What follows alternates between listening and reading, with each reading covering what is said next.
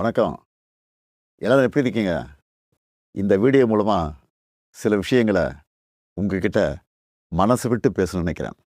நான் முன்னாடியே சொன்ன மாதிரி அது செய்வேன் இது செய்வேன்னு பொய்யான வாக்குறுதிகள்லாம் கொடுத்து உங்களை நான் ஏமாற்ற மாட்டேன். எது சாத்தியமோ அது மட்டும்தான் நான் செய்வேன்.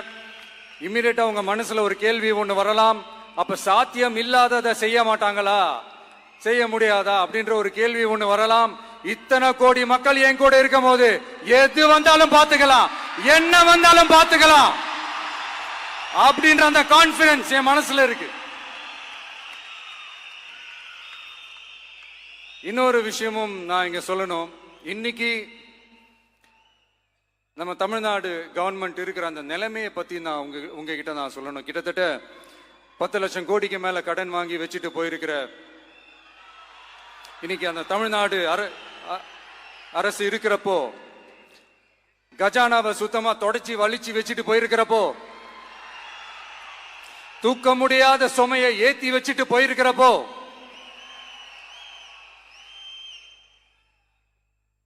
அப்படிப்பட்ட ஒரு நிலைமையில தான் இந்த பொறுப்பை நம்ம கையில் எடுத்திருக்கிறோம்.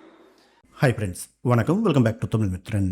தமிழக முதலமைச்சராக பொறுப்பேற்றதுக்கு அப்புறமா பேசியிருக்கிற தாவேக தலைவர் விஜய், திமுக அரசு ரூபாய் 10 லட்சம் கோடி கடனை தான் வச்சுட்டு போயிருக்காங்க, சுத்தமாக கஜானாவை வலிச்செடுத்துட்டு போயிருக்காங்க அப்படின்னு குற்றச்சாட்டுகளை வச்சிருக்காரு.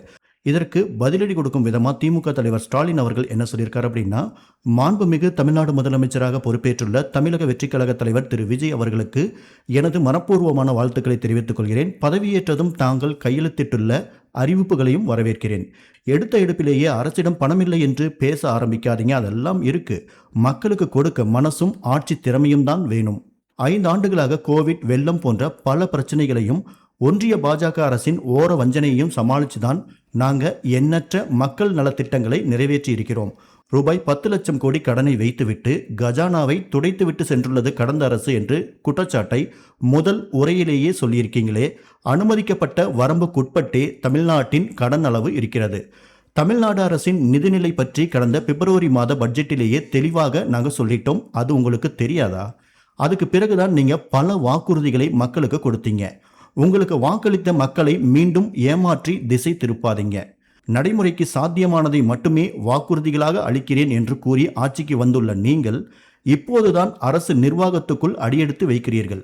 கூடிய விரைவில் மக்களுக்கு கொடுத்த வாக்குறுதிகளை எப்படி நிறைவேற்றலாம் எனும் நுணுக்கங்களை எங்களைப் போலவே நீங்களும் நிச்சயமாக கற்றுக்கொள்வீர்கள் என நம்புகிறேன். வாக்களித்த மக்களோடு நானும் அதையே எதிர்பார்க்கிறேன். தங்கள் ஆட்சியில் தமிழ்நாட்டின் வளர்ச்சி பயணம் தொடர வேண்டும் என வாழ்த்துக்கள் அப்படின்னு திமுக தலைவர் ஸ்டாலின் அவர்கள் சொல்லியிருக்காரு. மக்களுக்கு நல்லது பண்றதுக்கு அரசியலுக்கு வாங்கடா, கொள்ளை அடிக்கிறது